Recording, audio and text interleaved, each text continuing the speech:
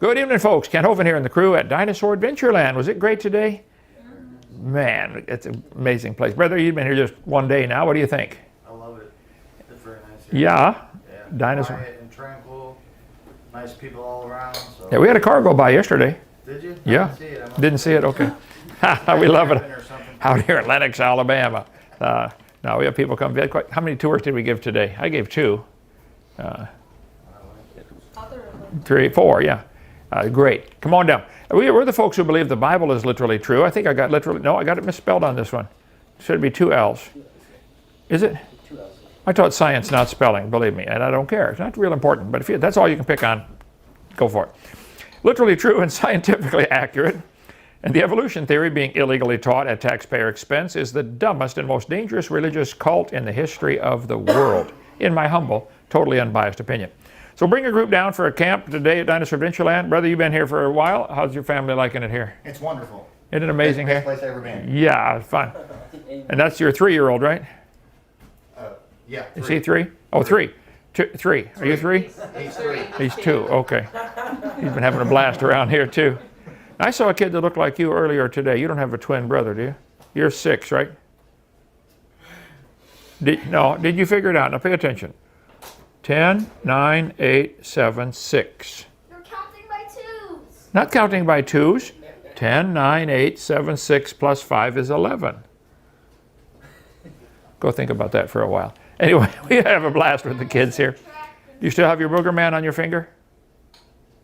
You wore him off, didn't you? Okay, I see. Anyway, come on down. Have a blast here at Dinosaur Adventureland. It's all free. Who caught the fish? You caught a fish? George did. George? Mackenzie? And you're 5 years old and caught a fish. How many seen that black and white bird flying around, the kite, I think it's called? I was out there, and he dove right into the lake by us and came up with a fish and flew off. Wow. Dove underwater. Bam! Most of the time he's above the greenhouse. Yeah. Anyway, it's a lot of fun around here. Come on out. Secretarial projects, call Rhonda if you want to help on that. Get involved in the big projects. Teachers, come for bring your students for a student trip, a field trip, or overnight camping. We have lots of stuff to do here. Volleyball. This is an old one. We did all that. Okay, I got the wrong. We got second place against Bob, didn't we? Yeah. There's the old drag line, and you won't believe the way he's dressed it up. Man, oh man, it's looking awesome. So we got to get the mechanic. You're going to do that, Laszlo? I'll work on it. You can handle it? Okay. All right, if you'd like to help us out, we are heavily involved in 4 or 5 different construction projects, and I blew it, I overspent, we need some money. So we're going to sell the scooters, which we don't use anyway. They're a blast, brother. You've driven them? Yes. If you want, I can start using them. I'll use them every day if you want me to. If you'd like, you'd start using them for us? Well, I'd rather get the money out of them right now. We're pretty broke. Ernie's saying, Hovind, get some go. So the 2010 Bergman scooter's only got 6,400 miles. I mean, it's like brand new. It runs really, really good. It's an executive. Yes, ma'am? You don't look like a Harley rider. That's not a Harley. This is way beyond a Harley.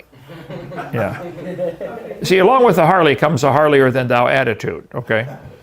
The scooter, the 2010, we need about $5,000 for it to help pay down on some debts here, or just somebody give us $5,000, we keep the scooter.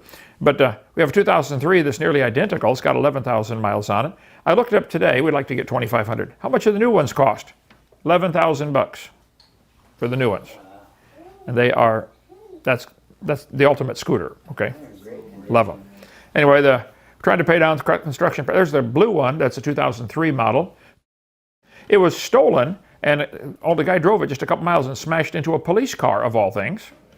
Broke the front fender, and we had to get a new cowling on the front and bent the forks, so we got new forks for it. So otherwise, it runs fine. You drove it around, Laszlo? Yeah, it's ready to go. Ready to go. Okay. Anyway, we'd like to sell them both if you'd like. If you'd like to help us out, stay open for free. Join our 777 Club. Anything you do, we'll use to win souls. Go to drdino.com, click the Donate Now, and go to Make Any Checks to CSE. Okay, let's see. Where did we leave off? We did all that right here. New game, Whack an Atheist. Yes. Oh, I thought you did. Okay.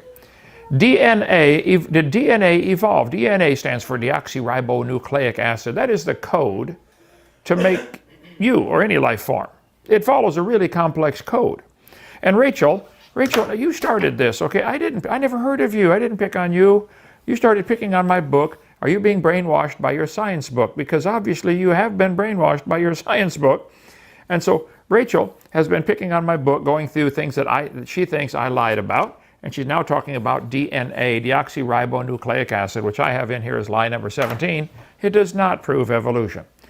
She says, hi everyone, welcome to another day in hell. As we dive into Kent Hovind's book, Are You Being Brainwashed by Your Science Book? This is at the 0-second mark on her thing. Hi everyone, welcome. I just hit pause and talking about weird bad science in it. Before we jump into this nightmare, she's going to go into a long diatribe about how I don't understand DNA and how DNA proves evolution. It proves we're all related because they can do DNA testing on people to prove who's the father of a child or something like that. Rachel, I think you're really confused on deoxyribonucleic. I know you had 1 year of college and you took advanced biology or took a biology class at an advanced university. There are people who've got, and then you went into finance. You told the testimony yourself. Not that that's good or bad. It's just a point. You don't need to study in a university to learn something. So, computer codes, what are they? Lines of code. How many have ever done any computer work where you get into the code part of it? You ever done that kind of stuff? Yeah. When I first started in computers, I had a XT8088. And you had to know some stuff about these lines of code just to turn the thing on, you know. You turn it on, tell it to load up a program, and you might as well go get lunch and take a nap, you know, because it's going to, and it would line at a time. It would fill the screen, line at a time. Took forever to do anything. And now they are much, much, much faster. So what's this lines of code? Well, the computer is reading these lines of code and doing what it says. The computer is 100% stupid, does not know anything. It just reads the code and does what it says. And if there's a mistake in the code, guess what? It crashes or does whatever it says, okay? It's a dumb machine, completely dumb. But these lines of code are incredible, and they're always looking for mistakes or problems. How many times do you get an update for your phone because they found a mistake in one of the programs on just your phone? Click here to get an update. How many have ever seen that? On the computers or phones or any of that stuff? Or with cars, how many times do they have a recall? Bring your car in, we found a mistake in the computer chip, we got to reprogram the computer because they found a goof in it. So these lines of code are incredibly important, and the DNA, the molecules that carry the code in your body, are 1 billion times more complicated than any code ever written by man. Way more complicated than that. But just the computer codes are pretty amazing. Computers read and follow millions of lines of code, and some of them do it really fast. No question. 50 million lines of code. Microsoft Windows operating system has roughly 50 million lines of code. Just Microsoft Windows. How many lines of code does Google have? 2 billion lines of code. That's million, billion, 2 billion lines of code for Google. How many lines of code in Facebook? Google Chrome browser runs on 6.7 million lines of code. Android operating system has 12 to 15 million. The Large Hadron Collider has 50 million lines of code. Facebook runs on 62 million lines of code. These lines of code are, one mistake can shut it down. Sometimes they're not serious. Sometimes they're completely fatal. It's the same thing with DNA. Sometimes just 1 or 2 little mistakes are no big deal. Probably everybody carries about 3,500 defective lines of code, the genes. That's the current estimate, is the average person has about 3,500 defective genes. For instance, most animals have a gene that allows them to make their own vitamin C. Somewhere along the line, humans broke theirs or lost it, and you don't make it, and you got to keep consuming vitamin C. Goats, I believe, get like 15,000 units of vitamin C a day just by eating just about anything. They make their own.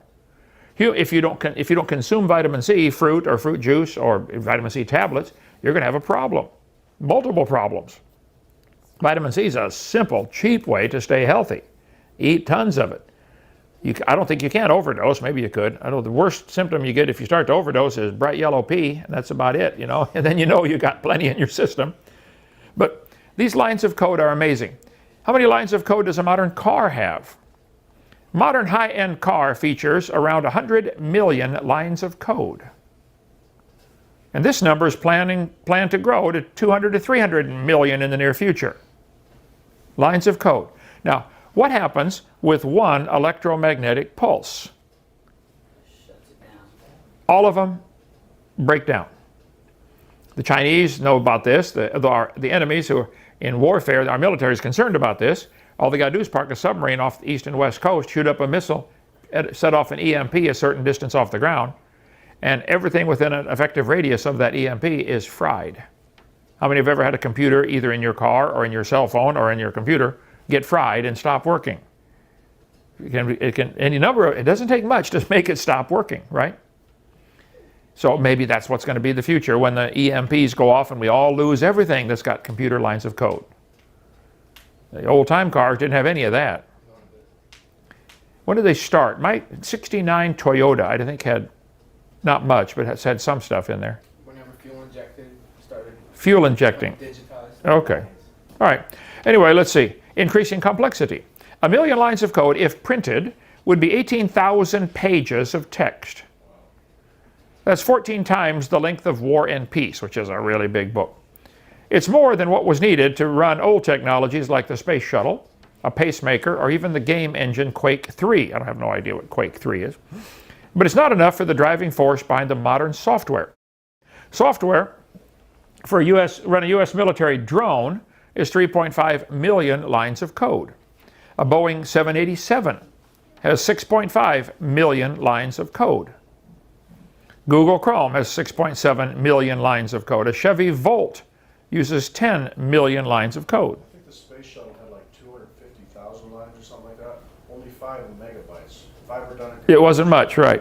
Not much. How many digits are in a line? That varies. How many digits are in a line can vary, okay, obviously. The line of code might be, some lines are longer than others. The Large Hadron Collider has 50 million lines of code, not including back-end code. Facebook runs on 62 million. So if you apply the math above, it means it would take 36 million pages to print out all the code behind Google. That would be a stack of paper 2.2 miles high. That's the code to run Google. Now, the computer code in your body, the DNA, is thousands of times more complicated than that. It makes this look like child play. And Rachel, you would like everybody to believe this happened by chance. I know somebody at an expensive university taught you that. And I know you swallowed it and believed it. You really do believe it, I know. But it's not true. Somebody lied to you. Rachel, you did get brainwashed by your education, and I'm trying to help you get unbrainwashed. Okay, here is, let's see, how many lines of code for Google, for the space shuttle, all these different things here. You can just Google how many lines of code are in different things. It's pretty cool. So she said, she was talking about, I mentioned that Barney Maddox said that a small change in the DNA code can be fatal, and it can be. 1 or 2 changes can be fatal if it's the right change. I did not say every change is fatal. I know they're not. There's a lot of mutations you just live with, okay? She said, look at the source. Who is funding it? That's a great question, Rachel. Who is funding the evolution research? Who would benefit? If everybody believed in evolution, who would benefit? Well, the founders of this country said, we hold these truths to be self-evident. All men are created equal. All men, they are endowed by their Creator with certain rights. So the question is real simple. Where do rights come from? Do they come from government or they come from God? Who would benefit if nobody believed in God and everybody believed that rights come from government? Government would benefit, that's for sure.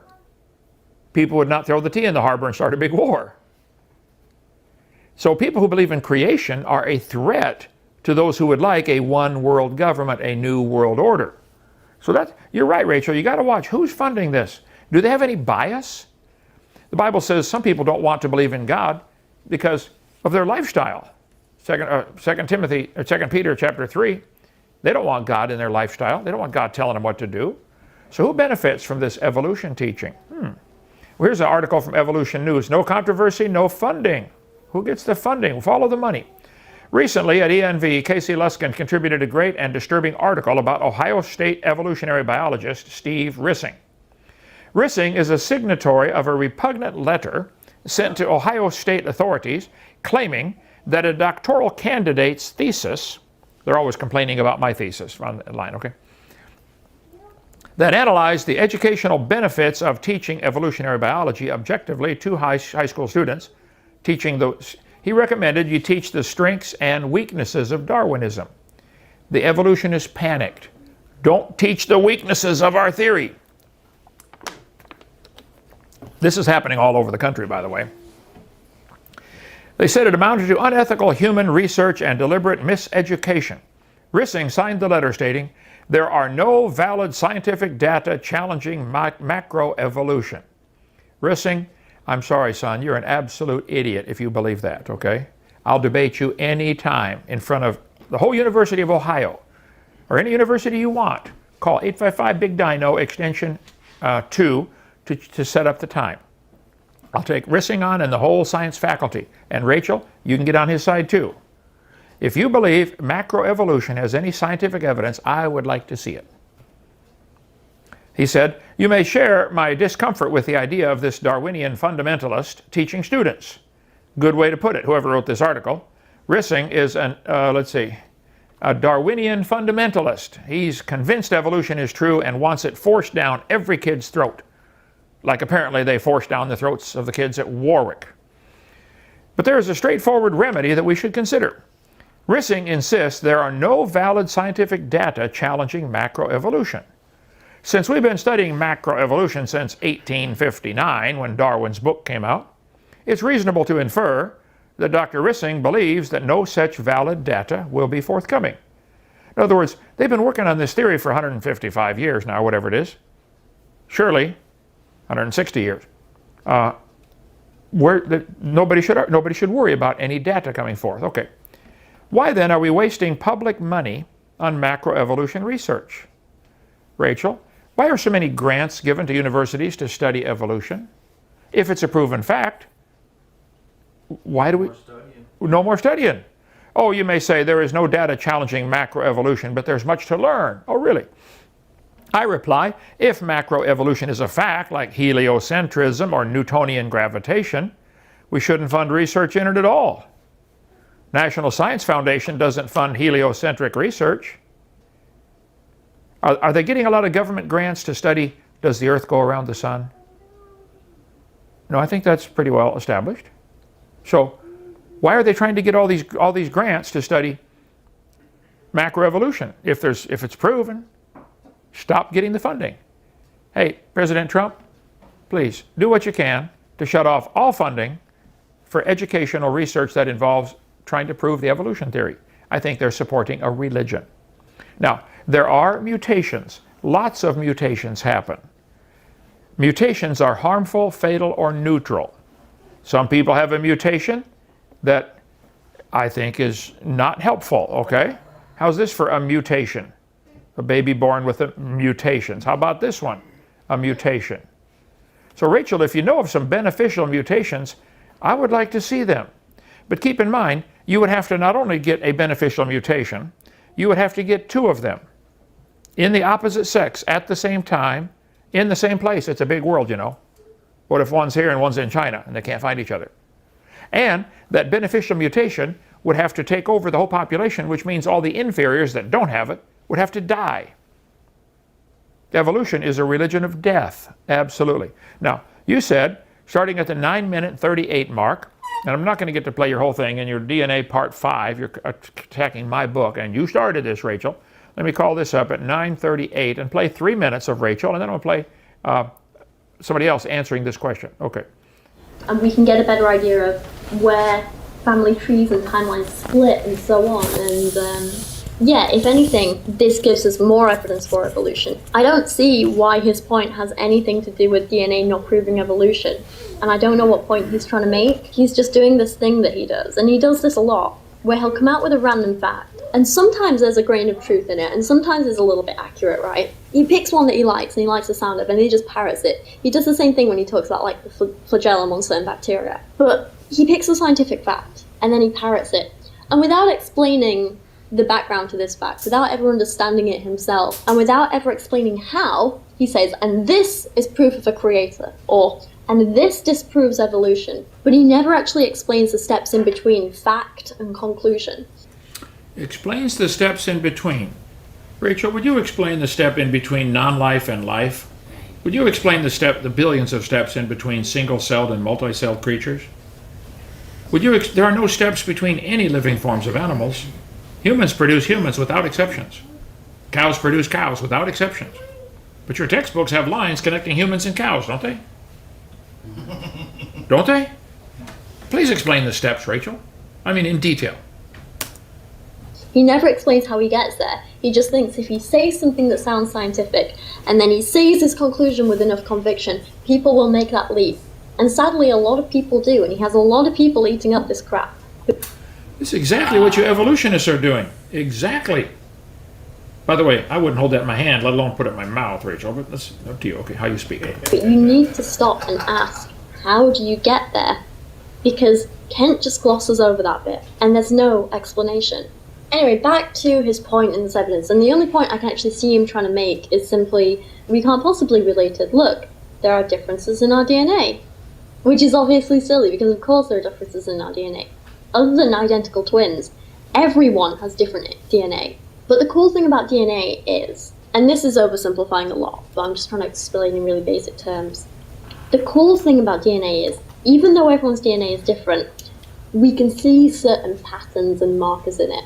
We can use these to tell us who's related to who and how they're related to who. It's like we can look at the DNA of us and others and others and so on, and we can put together a family tree and trace back who's related to. Rachel, let me take the lines of code as an example. Lines of code for any program are primitive compared to DNA. But I bet a good computer programmer could look at lines of code and say, oh, this is part of Microsoft, as opposed to part of Apple, couldn't they? Yeah. I would be willing to bet there are millions of identical lines of code, identical, between Microsoft PowerPoint and Microsoft Word. I bet they both use the same spell check. Right? Wouldn't that be identical lines of code? So Microsoft PowerPoint and Microsoft Word have probably, let's pick a number, say over 1 million identical lines of code. Does that prove they all evolved from Morse code, or does that prove they have a common designer? Same people are writing the codes. So if there are similar codes between you and a chimpanzee, that doesn't prove you're related, it proves the same guy wrote the code. I don't know why you can't see that. A couple more seconds here of this. To who and how by looking for these markers down through the generations. And we can do this, and we can put family trees together. That's how we can do paternity tests, for example, and say, is so-and-so the father of these babies? We look for these genetic markers, right? And again, to oversimplify, the more similar our DNA is, the more closely we're related. Are you able to even consider that the more similar our DNA is might just simply prove the same, we have similar needs? And so the code to make a human with 2 arms, 1 on each side, might be very similar to the code for a chimpanzee to make an arm on each side, and would have nothing to do with relationship. Could it, would you even consider that maybe the same guy's writing the code? I bet there's a lot of machines that have similar codes because they're doing the similar thing. You can't even see that, can you? Okay, you can watch all of Rachel's part 5 if you'd like, but I want to share one more thought here with you here. All right, this is Dr. James Tour again. The guy on this video did an intro of him telling about all of his qualifications, and believe me, he's got plenty of qualifications. But I want you to listen to what he said just for a couple minutes here. In 2014, and he was named Scientist of the Year by R&D Magazine in 2013. Well, how does a cell operate chemically? Well, this is a cell. It's utterly amazing. A cell is a machine. It is a factory. How do you get materials in a factory from point A to point B? You have these overhead automatic scaffolds that pick stuff up and deliver it. This is what a cell is a factory. We understand certain things about the cell, other things we don't. But, you know, if it has to transport material from one end of the cell to the other, you know how it does it? It will build a microtubule. It'll construct the microtubule. Remember the video we showed of the little microtubule with the creatures walking along on it? Yeah. The cell builds that thing, transports the material, and then takes it apart. At the same time, it builds it while it's deconstructing on the other end. Build one end and deconstruct on the other end. Yeah. And then they can tell what it's To transport just to transport material around the cell, and you got 100 trillion cells in your body. and then transfer the material along the tubule. And then it deconstructs the tubule. You say, well, why doesn't it just leave it there? Because then the cell would become too rigid. You get too many. It just deconstructs it and rebuilds it where it needs to transfer. It's amazing. How does it do this? It's amazing. So I don't understand the vast chemical mechanisms in a cell, but it clearly operates. So it's not improper to ask the question, by what chemical mechanism does it function? The very question spawns further investigation. So generally, scientists are invited to ask questions. So the question often asked of me by students is, what do you think about evolution? Well, on my website is jmtour.com. And then if you go to the corner, there's a personal topics tab. And one of the bullets there is evolution creation. So I've written about this thing. So before we talk about evolution, let's first talk about the origin of life, because you have to have life before you can have evolution. Or how did life arise in the first place? You want to say, well, aliens brought it here. That's fine. I'm okay with that. But let's say origin of first life. Where did the alien life come from? Let's say, what is the origin of first life? And on Earth, life has to have 4 compounds. It has to have carbohydrates, nucleic acids, lipids, and proteins. Those 4 compounds. That's what life is made out of today. That's what you and me are made out of. We're not made out of silicon. We're not made out of tungsten. We're made out of these molecules: carbohydrates, nucleic acids, lipids, and proteins. So I just wrote this article this year on abiogenesis, or prebiotic chemistry, and yeah, that's supposed to be me. I mean, you write these articles for them, and then they I don't know where they get these artists, but they do this to everyone. And you know, I saw it, I was like, whoa. And then my kids saw it. They thought, one of my kids said, you see, there they go again, attacking the Jews. I said, no, they do this. They do this to everyone. Don't worry, just calm down. They do this to everyone who writes an article for them. But I just dissected origin of life. So I asked one of my very famous colleagues, National Academy member, I said, what's the origin of carbohydrates? He said, oh, it comes from formaldehyde in the foremost reaction. I said, okay, and he said, I'll send you an article.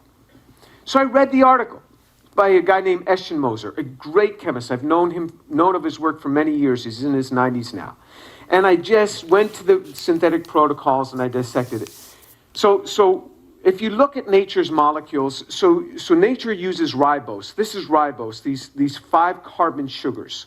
Why do we want to focus in on ribose? Because the backbone of DNA is a carbohydrate. So you have the carbohydrate strand, and then the nucleic acids are hanging off. So before you can have DNA, you got to have the sugars and the carbohydrates, and you got to have the 5 carbon carbohydrate. So in trying to make this in a prebiotic world, all you can do is mix certain things, but you can't do real sophisticated chemistry because you're only supposed to use the molecules that nature had at the time. Things like formaldehyde, things like ammonia. And so he had to make these pentose sugars, but the pentose sugars have 3 stereogenic centers, which means that you're going to end up with a total of 8 possible isomers. You get these 4 pairs of enantiomers, and then between the pairs of enantiomers, they're diastereomers. So you don't just get one, you get all of them. So what happens is you need these 5 carbon sugars, or you need to have the D-ribose in particular. If it's for DNA, you have to now pull off one of the hydroxyl groups to be deoxyribose, unless you want to start with RNA, which is fine, and then you'd have ribose, but then it's a lot less stable. But the prebiotic system never knows that. So when we want to make something in the lab, we decide the target we want to make, and then we go ahead and make it. The prebiotic system doesn't know what it's going to make. Doesn't know. I think I'll build life today. No, it doesn't know that. There's no brain there in a prebiotic system. So what is the chemistry going toward? It has no target. That's a big problem. Try to make something without going toward it. You don't know what to go toward. It had to do this with all those classes of molecules. It never knew what to go toward.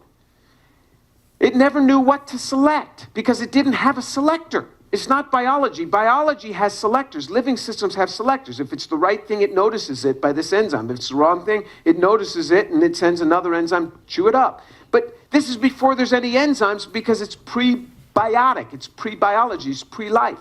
Before you can have life, you got to have the molecules. So that was the first thing. This is there's a number of criteria that nature has to deal with. If you view this totally as a materialistic world, nature has chosen a hard route. It's chosen most of its molecules can be enantiomeric, and it's chosen them as homochiral.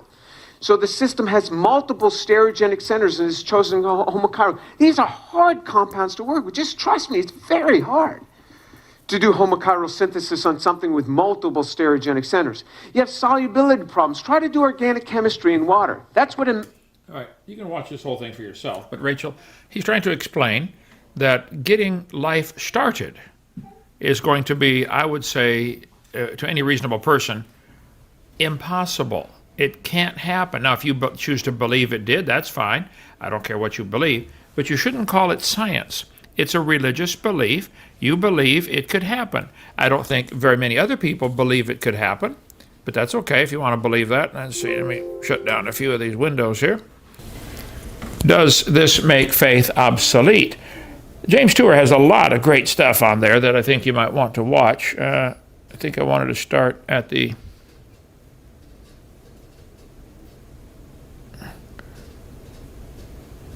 right there, okay. And I'd like to start by telling you a little bit about our science. There's only one slide, this one, where I've compacted several different things that we've worked on in the recent past.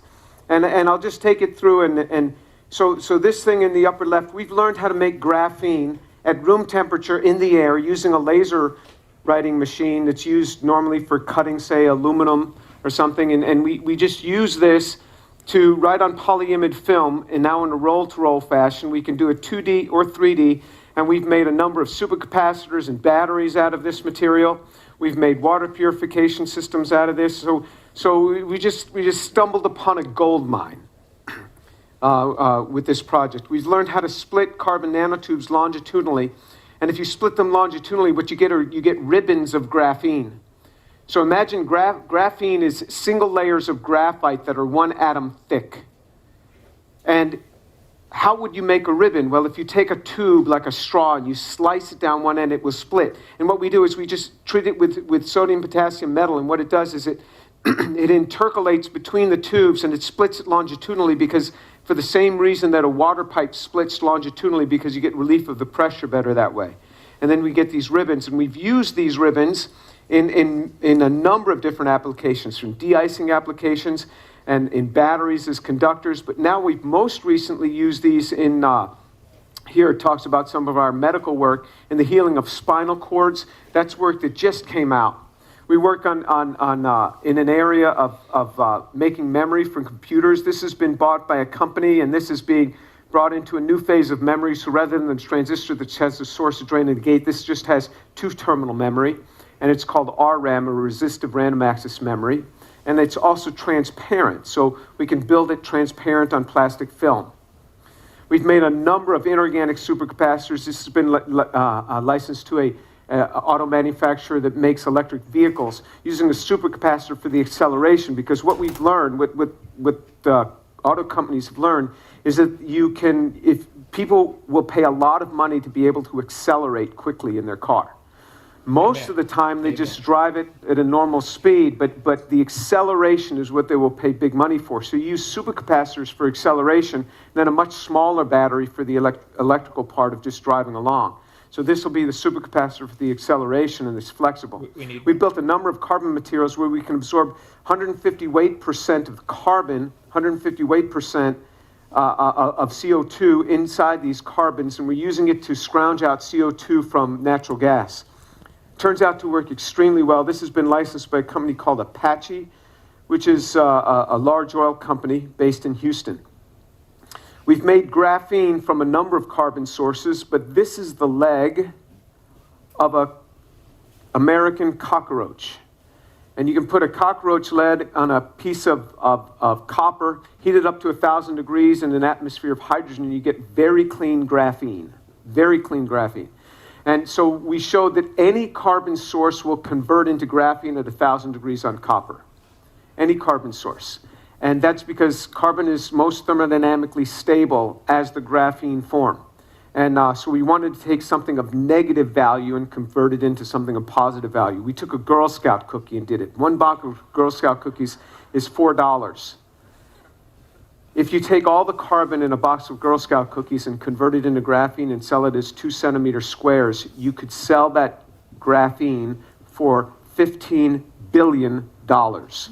So it shows you that the value of a compound is not in the cost of the element. The value of a compound is in the arrangement of the atoms into molecules and the superstructure that results from that. If you take a person, they've died, you cremate them, you convert them to CO2 and water, the value of that is less than a penny. What is the value, aside from the spiritual value, of just the mechanical portions of a human being? Mechanical and intellectual portions. It's utterly amazing. The value of something comes in the arrangements of the atoms into molecules. That's where the value comes from. We've made graphene quantum dots. Graphene quantum dots cost $1 million per kilogram. We learned how to make them from coal, which is $60 per ton, in one step. This has been licensed to an Israeli company. They certainly saw the value in this. This is $90,000 worth of graphene quantum dots right there. And so those are going to be used in a number of applications, but that'll greatly reduce the price. We've made carbon nanotubes fused to graphene, and this is going to be in our next generation of batteries. Just amazing batteries. This has been licensed to another company, and the capacity of these batteries is just absolutely stunning. So this hopefully will be in next generations of batteries, so your cell phones will last much longer. Generally, you're still gonna have to charge them at least once a day, because what they'll do is they'll increase the functionality. They won't allow you to just run longer. We have a number of different treatments. We've had drugs licensed for the treatment of traumatic brain injury, and this was developed for many of our soldiers coming back from the Middle East theater. And Well, he goes on and on and on about some of the uses of things that they're doing. But, Rachel, what I'm trying to explain to you, the arrangement of the molecules in a DNA is more than just simply random. There's a designer behind this. There has to be. It's just not common sense. This is not just ink on paper. This is information. And the DNA molecule is carrying information. And you're going through my book, I'm pointing out that DNA had to have a designer of some kind. It's just common sense. Now, if you want, the next step after you get over that hurdle is, okay, which designer, which God? Is it Allah, Buddha, Jehovah? That's a different set of arguments. But I think first we'd have to say, okay, there has to be a designer, period. I don't see a way to get around that. But you say, it just happened by chance, and I think you're mistaken, but you're deceiving your listeners into thinking it's just real simple to make life. It is not real simple. It's not real simple to make a car. You think lightning striking an iron mine would ever produce even a screw or a nail, let alone a car? Like a tornado blows through town and assembles a Camaro or something. Right, the tornado in a junkyard assembling a Boeing 747 was the book the guy wrote about that. You know, these things don't happen. Rachel, I know you strongly believe this, and I think I know why. You don't want any God telling you what to do. That's your business. But there is a God, and I'm here to just warn you. Now, we don't have time to go into all this. One more thought here. You said at the 13-minute mark in your thing, you showed a book about, they said, if you want more information on how we evolved from ape-like ancestors, read this book by Clark Larson, Our Origins. And you said, I know Kent won't like it because it's a textbook. And Kent thinks that all textbooks are propaganda. It's a lie. And unlike Kent's book, he goes on and gives real sources. Okay. Rachel, first, I like science. I like science. We have a science center. We do science experiments. We're not against science. 158 science. 158 of them there? Okay. We like science. There's a lot of good science in the biology books. There's a lot of good science in the earth science books and the physical science books. I got them all right here. Why would you say that? The problem is they have thoroughly mixed into the science books a lie of evolution. I like a bottle of water. But if somebody put 2 or 3 drops of arsenic in a bottle of water, I'd say, I don't think I want to drink that. Not because I don't like water. I don't like arsenic. Right? So it's not that I don't like science books, Rachel. I love science. I don't like poison mixed in with the books. And evolution is a poison that has been thoroughly stirred into our books, and you swallowed it. Hook, line, and sinker. And I'm sorry, I'm here to help. Rachel, I do believe you got brainwashed by your science book. Tell the folks at Warwick, your university where you went that you're so proud of, I, Kent Hovind, will come over at my expense and debate every professor in the university at the same time if we talk about one topic at a time and I get half the time, 50%, take on the whole faculty. It's not that I'm smarter than them, it's that I'm right and they're wrong. If they believe in evolution, watch my debate I did against 3 guys at Embry-Riddle University. 3-on-1 it's called. Made a fool of them, not because they're smart, they're really high IQ, but they're stupid in this area. Yeah. The little clip out of there, Where Did God Come From? Has got like 65 million views now. Google that, Where Did God Come From by Kent Hovind. Rachel, you don't know this. I'm the best friend you've got. I'm trying to help you get over the stupid brainwashing that you got and get you to realize there's a creator. And you're going to stand before him one day. And my job is to preach the gospel to every creature and warn them. Whether you listen or not is your job, okay? Noah went out and preached to the whole world. Nobody listened. Okay. Build the ark, get on board, and take off. Okay. Nobody listened. Jonah went to town hoping they wouldn't listen because he hated those people. He preached to them, 40 days and you're all going to burn. Ha ha, I can't wait. And then they repented. And 40 days later, he's sitting under a bush watching them, and God didn't kill him. He said, and Jonah got mad because God didn't kill him. Okay. You don't have to love the people you warn. Okay. But I'm warning you. You're going to have to stand before this God. And the DNA that you've studied a little bit of ought to make you say, wow, what a mighty God we serve. I can go out and look at the stars and say, wow, God, you are amazing. I don't have a problem with that. You have to humble yourself. Say, you're not God. He's God. You're just Rachel. Now, fortunately, he loves you. Unfortunately, he's also just. He's going to be perfectly fair. He will read his law and compare what your words and actions have been compared to his law, and you'll be judged according to his law. I think you'll be found guilty. I would be too, except mine's paid for by Jesus Christ. Amen. We would all be found guilty, wouldn't we? Mine's paid for. Whew. Praise God. He wants to pay for yours, Rachel. I'm not going to waste a lot more time, but if you folks watching this and commenting on Rachel's or my channel, if she pointed out anything else in her 5-part series on Kent Hovind's book, if I missed anything of interest or of importance, please text me, call me, 855-BIG-DINO, extension 3. Give me the time code, and I'll do a program on that. But Rachel, you are completely mistaken about DNA. It is not simple. It did not happen by chance. It had to have a designer. And I happen to know him. Same thing with you Aaron Ra fans, okay? Aaron Nelson, the sun god. If you think he made a point that I missed, I'm sorry, I didn't miss anything intentionally. He was a complete waste of time.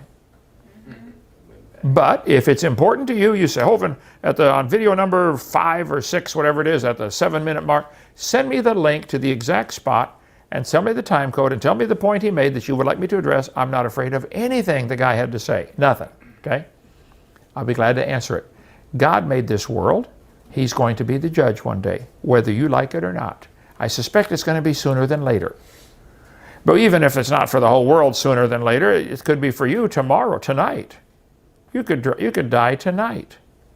How many different ways are there to die? Lots of them. Like the lady in Georgia got hit by a meteor laying in bed. Oh my gosh. Came through the roof of her house and hit her in the thigh. A couple feet away, it would have hit her in the head. Google that. Woman hit by meteorite in Georgia. Okay. That's a bad luck right there. I mean, it could happen, couldn't it? There's a guy, I don't remember where he was at, but lightning had struck like 2 inches away from him. Did you see that guy get hit twice by lightning? Yeah, I've seen that. He gets hit, he gets up, walks a few steps, bam, gets hit again. Like, have you seen that one? Unbelievable. I hope it doesn't happen, Rachel. I hope you live to be 100. But even then, you're going to die. Where are you going? If you say, I don't believe in all this stuff, okay, we'll see you. I did my best. I warned you. I'll go find somebody else. But if I miss some points in your diatribe and your 5-part series against me, it's not because I'm afraid of them. I'll be glad to take them on. Okay, if you're not sure you're saved, anybody else listening here besides Rachel, if you'd like to know how to get to know how to know the Lord, give me a call, 855-BIG-DINO, extension 3. I lead people to the Lord over the phone all the time. Love it. Then come on up here and get baptized in our lake. We're having a blast up here at Dinosaur Adventureland. Finally got some rain. Praise God, we need that. All right, see you tomorrow. Bye.